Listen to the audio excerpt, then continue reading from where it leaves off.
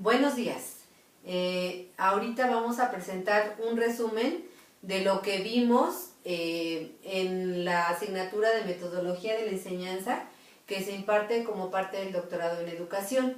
Sí, vamos a hablar de algunos autores muy importantes y trascendentes para la cuestión de la pedagogía y de la enseñanza.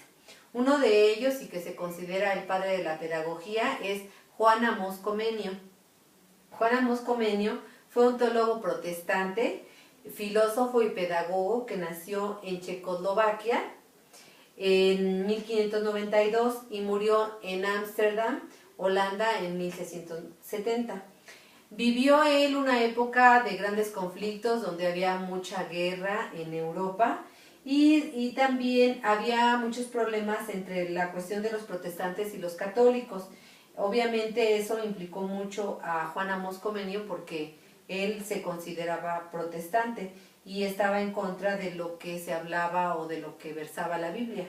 No necesariamente todo en contra, pero de alguna manera era uno de los teólogos que cuestionaba lo que se decía en la Biblia, ¿sí?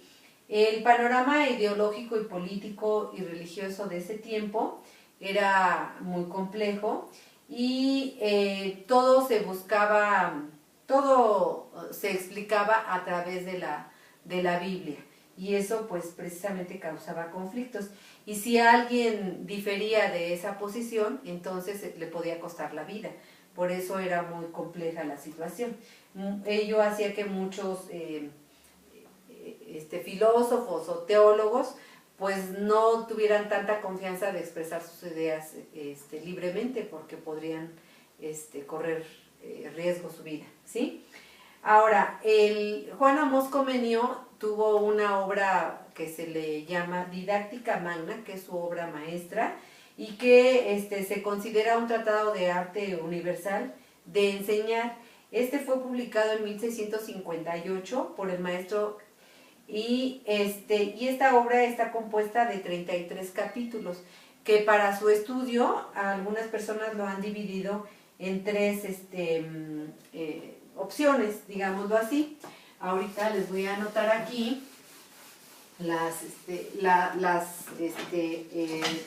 divisiones. Una es del capítulo 1 al capítulo 9. Aquí lo voy a poner capítulo. ¿Sí? La del capítulo 1 al 9 es de didáctica especial, ¿sí? Del capítulo 10 al 14, ¿sí? Se considera todo lo relacionado con la organización escolar, ¿sí? Y del capítulo, la organización escolar está del capítulo 15 al 33, es la organización escolar, ¿sí? Y del capítulo 1 al 9 es didáctica general, del capítulo 10 al 14 es didáctica especial y después viene la organización, ¿sí? Este Comenio plasma su didáctica en cuanto a sus reflexiones que hace de cómo se deben de enseñar, cuál es el centro de atención que se debe de tener respecto a los alumnos, ¿sí? Analiza la relación del hombre y el mundo y su convivencia en sociedad, ¿sí? Y obviamente él, siendo un teólogo, se refiere muchísimo a Dios y a sus enseñanzas y a la forma de considerar a la naturaleza, ¿sí? Transformó en esta obra, Comenio, plantea una transformación pedagógica y coloca a los estudiantes como el centro del fenómeno educativo. Dice que al determinar que los profesores y los textos y aulas y métodos deben todos confluir en torno al estudiante. Ese es su postulado principal, ¿sí? Y él señala una frase que me parece interesante rescatar, que dice, y la quiero leer textual porque es muy importante escucharla por lo que encierra. Dice: Ciertamente hay que procurar que todos aquellos que tienen la misión de formar hombres hagan vivir a todos conscientes de esa dignidad y excelencia y dirijan todos sus medios a conseguir el fin de esta sublimidad. Entonces podemos apreciar cómo es su pensamiento y cómo se dirige él para expresar la importancia de que todos estemos conscientes y de hacer conscientes a los alumnos y a todos los, incluso los papás, para saber enseñar y qué enseñar a los alumnos, ¿sí? Aquí podemos observar su preocupación por la enseñanza y por iniciar la transformación educativa desde edades muy tempranas, desde niños, porque esto no nada más se debe de dejar digamos, como responsabilidad a las escuelas, sino se tiene que dejar también a los padres y hacer conscientes a los padres y a la familia entera y a la sociedad que todos somos corresponsables de esa enseñanza, ¿sí? Dice que el asunto fundamental del proceso educativo está en el aprendizaje y todo lo demás que compone la actividad de la enseñanza debe concebirse y funcionar como facilitador de dicha actividad, ¿sí? Estos preceptos que mencionaba Comenio siguen vigentes, no han cambiado, y por eso esa obra se conoce como una obra de didáctica tradicional y que sigue vigente, ¿sí? Él, en esta obra de didáctica magna, plantea dos principios del método de enseñanza, ¿sí? Uno de ellos es que todos los conocimientos deben graduarse cuidadosamente según la comprensibilidad, ¿sí? Es decir, de acuerdo a la edad del niño es como se le debe ir dosificando lo que se le va a enseñar, ¿sí? Y que los profesores deben de utilizar todas sus facultades, todos sus sentidos, todas sus experiencias para tratar de entender al niño, ¿sí? Y también tratar de hacer efectiva y propicia la enseñanza, ¿sí? Entonces consideramos que Comenio fue un transformador y que nos deja un legado muy importante a quienes nos dedicamos a la profesión docente. Ahora, en el punto de las dimensiones didácticas, se conocen o se consideran 3 dimensiones didácticas y ello nos involucra los aspectos de enseñanza, aprendizaje, instrucción y formación, que se pueden aplicar a todos los procesos formales y no formales de enseñanza. Existe una diversidad de opciones didácticas adecuadas a distintos niveles de aprendizaje, a distintos niveles educativos, a diferentes edades de los niños, a grados académicos, etc. Pero hay 3 dimensiones que uno debería de considerar desde el punto de vista teórico. Por ejemplo, la dimensión teórica, que conforma toda la parte de los sistemas teóricos que engloban las formas de pensar, los procesos de enseñanza. Aquí es donde se evalúa toda la parte teórica de los estudios que se han hecho de cómo enseñar, ¿sí? Después vienen otras perspectivas o enfoques didácticos que expresan un conjunto de saberes o teoremas a partir de los cuales se explican y comprenden fenómenos educativos.